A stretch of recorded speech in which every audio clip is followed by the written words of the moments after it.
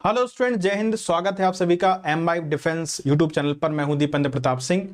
तो जैसे कि आप सभी जानते हैं कि आज 3 जुलाई है और 1 सितंबर को हमारा CDS2 2024 का पेपर है। तो बहुत सारे बच्चे मुझसे पूछ रहे थे कि सर हमें कुछ लास्ट के जो भी 60 दिन बचे हैं, 60 से कम ही दिन बचे हैं, उसकी स्ट्रेटजी क्या होनी चाहिए। तो आज हम बात करेंगे कि CDS2 2024 के लिए आपकी स्ट्रेटजी क्या होनी चाहिए। तीनों सब्जेक्ट की बात करेंगे, मैथ्स, इंग्लिश और जीएस की। ठीक है, कि आपको किस सब्जेक्ट में किस तरीके से अब अप्रोच करना चाहिए। तो अगर अपन बात कर लेते हैं कि हमारा जो CDS का पेपर है वो 1 सितंबर को है। ठीक है, और यहां पर हमारे पास 3 सब्जेक्ट है ना। एक तो हमारे पास हो गया मैथ्स, इसके बाद हो गया हमारे पास इंग्लिश और तीसरा हो गया हमारे पास जीएस। ठीक है, और अगर मुझे IMA, IN या फिर एयरफोर्स के लिए जाना है तो मुझे तीनों सब्जेक्ट की सेक्शनल कट ऑफ तो निकालनी पड़ेगी 20%, है ना। 20 मार्क्स तो हमें हर एक सब्जेक्ट में लाने ही पड़ेंगे।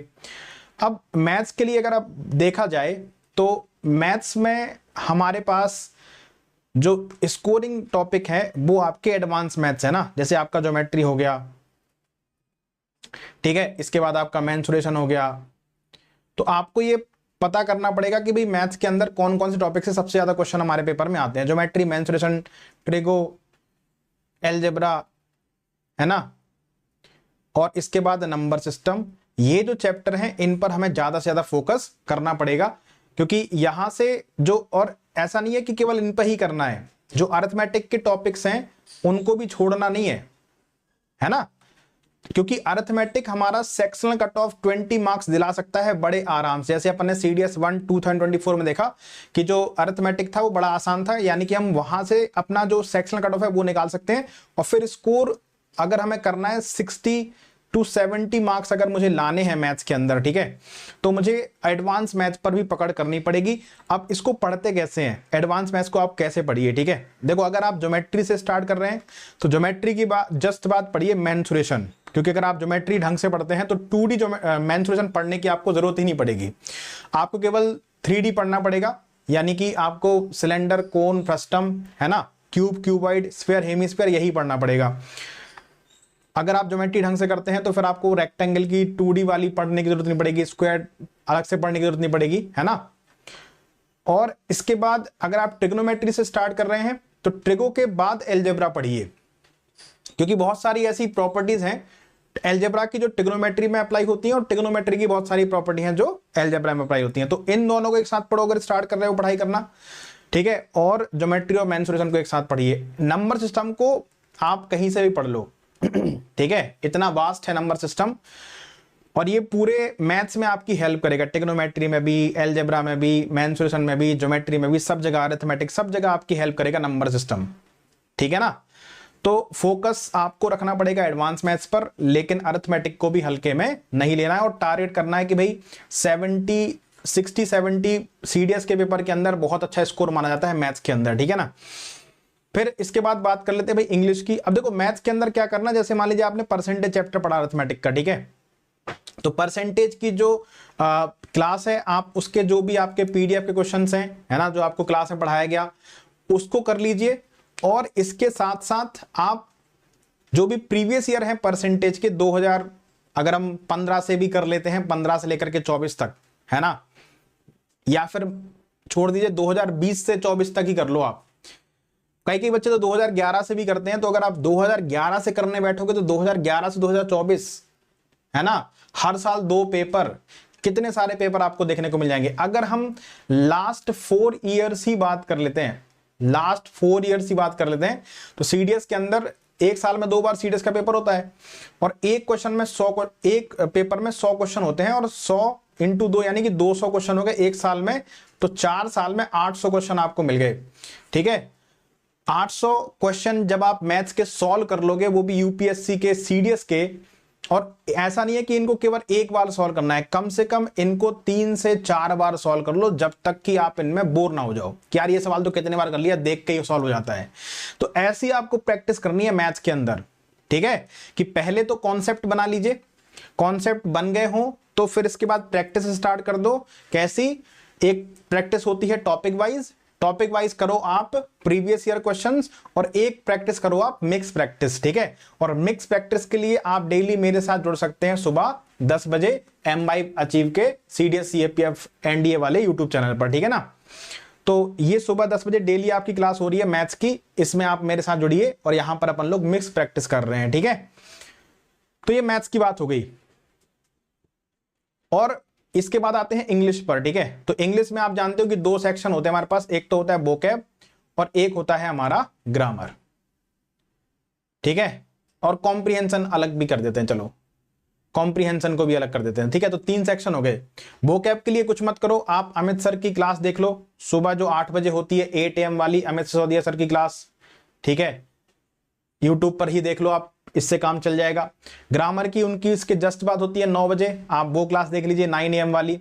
कॉम्प्रिहेंशन की भी सर हेल्प कर देंगे आपको, ठीक है। अब यहां पर देख लो कि अगर इंग्लिश आपका थोड़ा सा अच्छा है ना, जैसे आप अगर इंग्लिश में थोड़े पढ़ने के में ठीक हो तो आप सीधा प्रीवियस ईयर पे आ जाओ इंग्लिश के अंदर और अपना देख लो कि भाई इंग्लिश के पेपर में हमारे 60 मार्क्स बन रहे हैं क्या, 60+ मार्क्स इंग्लिश के पेपर में बन रहे हैं या नहीं बन रहे हैं। बड़ा आसान है CDS के अंदर इंग्लिश के अंदर 60+ मार्क्स स्कोर करना, ठीक है।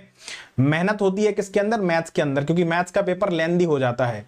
एक तो एक ही दिन में तीनों पेपर होते हैं, है ना, तीनों ऑफलाइन पेपर हो रहे हैं। पहले आपका 9 से 11 GS का होगा, ठीक है, फिर 12 से 2 आपका इंग्लिश का होगा, है ना, फिर इसके बाद आपका 3 से 5 होगा मैथमेटिक्स का। तो जब तक 3 बजते हैं ना तब तक जो आप एकदम मेंटली क्या हो जाते हो, टायर्ड हो जाते हो ना, तो उस 3 से 5 के सेगमेंट में आपको यहां पर मैथ्स की पेपर सॉल्व करनी होगी। तो ये सारी मतलब आप जब मॉक टेस्ट लगा रहे हैं, ठीक है, तो मॉक टेस्ट भी आप ऐसे लगाओ कि जिस टाइम पे जो एग्जाम आपके होने हैं, ठीक है ना, तो उसी टाइम में आपको आदत रहेगी कि 3 से 5 भाई मैथ्स में जब हम बैठते हैं तो किस तरीके के चैलेंजेस आते हैं, ठीक है ना। इसके बाद जनरल स्टडीज की बात करें तो भाई जनरल स्टडीज तो यार बहुत अथाह है, इसको कैसे किया जाए तो मैं आपको बताता हूं। जनरल स्टडीज में एक तो आप ले लीजिए साइंस, ठीक है, साइंस के 30 क्वेश्चन तो फिक्स ही होते हैं, फिजिक्स केमिस्ट्री और बायो, ठीक है। लेकिन यानी कि सेक्शनल कट ऑफ तो यही से निकल जाएगा साइंस से, लेकिन हम साइंस के 30 के 30 सवाल नहीं कर पाएंगे शायद, उसमें कुछ बायो के ऐसे सवाल आते हैं खतरनाक वाले, वो हो सकता है ना हो। तो साइंस के साथ साथ आप पॉलिटी कर लो, ठीक है, पॉलिटी थोड़ा आसान है। इसके बाद ज्योग्राफी, लेकिन ज्योग्राफी में सारी चीजें आसान नहीं है, ठीक है ना। ज्योग्राफी में जो भी आपको लगता है, एक तो देखो GS के अंदर अपन क्या कर सकते हैं कि लास्ट के 2 साल के पेपर उठा लो, लास्ट के 2 साल यानी कि एक साल में 2 पेपर यानी कि 4 पेपर आप सॉल्व करके एक बार देख लो कि हम किस सेक्शन को सॉल्व कर पा रहे हैं, क्योंकि GS का जो लेवल है वो बहुत खतरनाक होता चला जा रहा है, ठीक है। अगर अपन तीनों में मैथ्स, इंग्लिश, GS में बात करें तो मेरे हिसाब से सबसे ज्यादा टफ जो पोर्शन है CDS का वो GS है, ठीक है ना। इसमें बहुत सारे बच्चे ऐसे हैं जो सेक्शनल कट ऑफ भी नहीं निकाल पा रहे हैं, ठीक है ना, GS के अंदर तो खतरनाक इसका लेवल होता जा रहा है। और जो बच्चे OTA के हैं वो केवल इंग्लिश और GS ही देंगे। तो GS के अंदर आप पहले, अगर आपको नहीं लग रहा है कि भाई किस लेवल की तैयारी करनी चाहिए, तो आप 3-4 पेपर प्रीवियस ईयर उठा लीजिए और जो रिसेंट हुए हैं, CDS 1 2024 का, है ना, CDS 2 2023 का, CDS 1 2023 का, और उसके पहले CDS 2 2022 का और CDS 1 2022 का।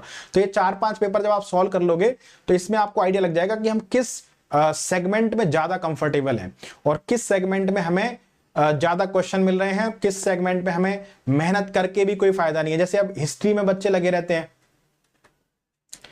ठीक है, हिस्ट्री में आपका एंशिएंट हो गया, मीडिवल हो गया, इसके बाद मॉडर्न हो गया। तो अगर आप, मैं कह रहा हूं कि हिस्ट्री में आप एंशिएंट मीडिवल ना करके मॉडर्न कर लीजिए, पॉलिटी में भी वो आपको हेल्प कर जाएगा, ठीक है ना। फिर आपका ज्योग्राफी हो गया, आजकल इकोनॉमिक्स, इकोनॉमी की भाई, इकोनॉमी की आपकी क्वेश्चंस खूब अच्छे अच्छे बना रहे हैं, ठीक है। तो प्रीवियस ईयर से आपको ये आइडिया लग जाएगा कि भाई किस सेक्शन में हमें कैसे तैयारी करनी है, ठीक है ना। तो ये आपकी लास्ट की अब 60 डेज की स्ट्रेटजी होनी चाहिए कि ये तो बात होगी देखो हर एक सब्जेक्ट की कि किस तरीके से पढ़ना है, कौन कौन से टॉपिक आपको फोकस करने हैं, ठीक है। अब अगर हम बात करें तो स्ट्रेटजी क्या होनी चाहिए, देखो 24 आवर्स होते हैं सबकी घड़ी में, ठीक है। इसमें से आप 8 घंटे निकाल दीजिए, अपनी अच्छी तरीके से नींद लीजिए, क्योंकि जब आपका मन स्वस्थ रहेगा तभी आप पढ़ाई कर पाओगे, ठीक है। 8 आवर्स की आप नींद निकाल दीजिए, इसके बाद और आप 3 घंटे निकाल दीजिए, है ना, मैं तो कह रहा हूं और 4 घंटे निकाल दो, यानी कि टोटल 12 घंटे आप निकाल दो। अब बचे 12 आवर्स। ये 12 आवर्स आप लगातार पढ़ाई नहीं कर पाओगे, और 12 आवर्स पढ़ना भी बहुत कठिन है, ठीक है ना। 8 घंटे की नींद, 4 घंटे और निकाल दिए, 12 घंटे पढ़ना बड़ा कठिन है। इसमें आप पूरे 12 घंटे नहीं पढ़ पाओगे, ठीक है ना। तो एवरेज मान लेते हैं कि 8 घंटे 9 घंटे का ही आएगा एवरेज। किसी दिन आप 12 घंटे पढ़ोगे, किसी दिन आप 8 घंटे पढ़ोगे, किसी दिन कुछ काम आ जाएगा 6 घंटे ही पढ़ पाओगे। तो एवरेज अगर निकाला जाए तो 8-9 घंटे ही आएगा, लेकिन हम बात क्योंकि 24 घंटे हैं तो बात कर लेते हैं 12 घंटे की, ठीक है ना। इसमें मैथ्स, इंग्लिश और जीएस, जो बच्चे ओटी वाले हैं उन्हें केवल इंग्लिश और जीएस पढ़ना है, लेकिन हम बात कर रहे हैं आईएमए, आईएनए और एयरफोर्स एकेडमी की। हमें टारगेट करना है 140 प्लस। 140 प्लस से देखो केवल कट ऑफ निकलेगी, तो 150 प्लस टारगेट करोगे तब जाकर के बात यहां पर बनेगी। तो मैथ्स में क्या कीजिए कि 3 आवर्स दीजिए इसको, ठीक है। इंग्लिश को 2 घंटे दे दो। जीएस को आपकी मर्जी है भाई, जीएस में आप कितना टाइम देना चाहते हैं। 2 आवर्स मैं कहता हूं कि आप जीएस को दे दो, ठीक है। 3 + 2 यानी कि 7 आवर्स आपके हो गए। अभी भी आप चाहो तो 1-2 घंटे और पढ़ सकते हो, क्योंकि यही लास्ट के 2 महीने जिनमें जितना मैक्सिमम पढ़ना चाहते हो पढ़ लीजिए, ठीक है। तो अब इन 3 घंटे में मैथ्स में क्या किया जाए, 1 घंटा या आधे घंटे में तो कॉन्सेप्ट देखा जाए। जैसे हम परसेंटेज पढ़ रहे हैं या ज्योमेट्री पढ़ रहे हैं, ज्योमेट्री में लाइन्स एंड एंगल हमने स्टार्ट किया, ठीक है। तो लाइन्स एंड एंगल की जितनी भी थ्योरम है वो लिख लिया हमने, देख लिया कि क्या क्या कंडीशन होती है। इसके बाद वो 30 मिनट में ये हो गया हमारा, ठीक है। इसके बाद इसके जो आपको पीडीएफ मिली है क्वेश्चंस की क्लास में, ठीक है, उसके क्वेश्चंस आप लगा लीजिए, ठीक है।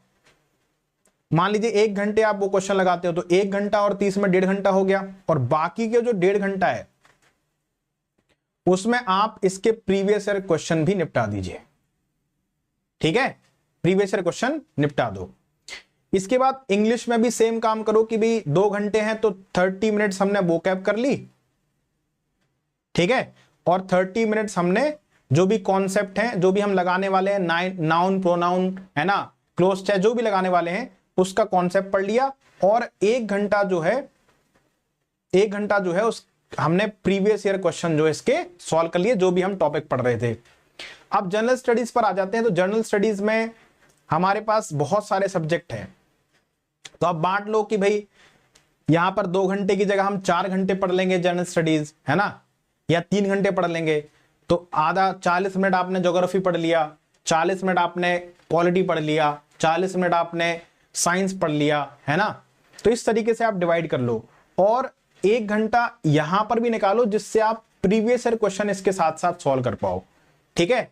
तो ये काम हमें अभी पूरे जुलाई करना है, और ये काम आप अगस्त 15 तक भी कर सकते हो, यानी कि 45 दिन तक आप ये काम करो।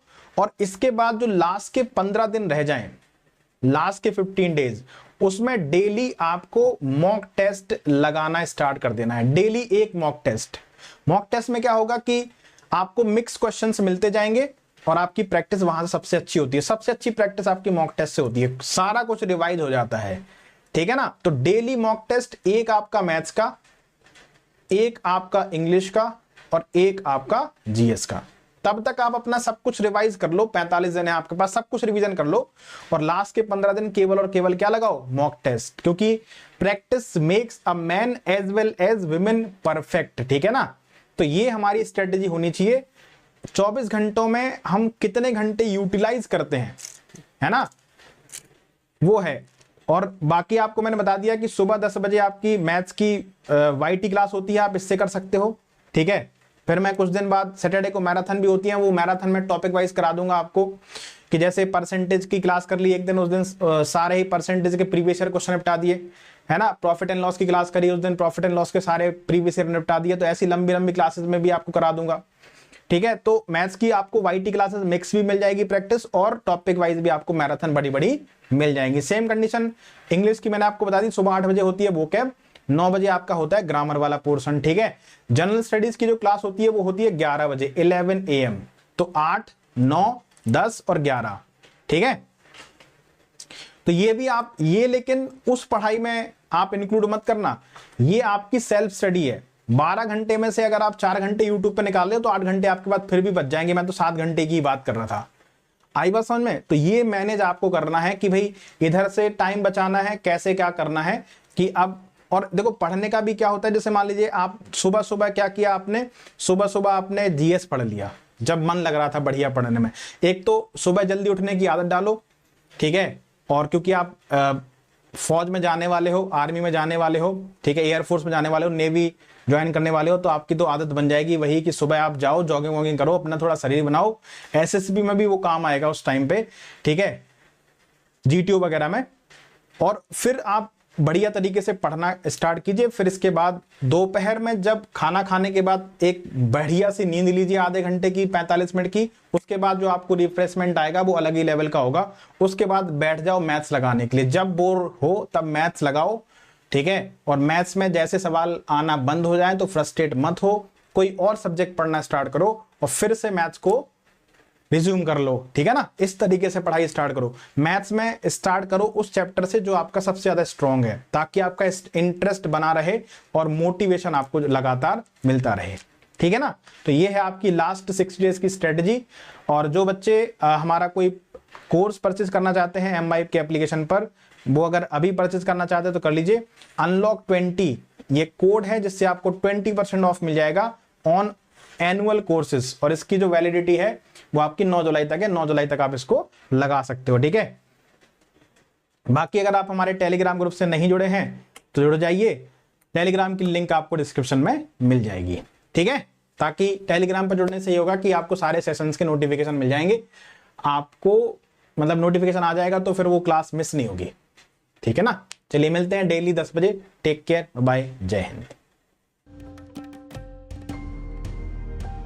Keep imbibing. We believe in you.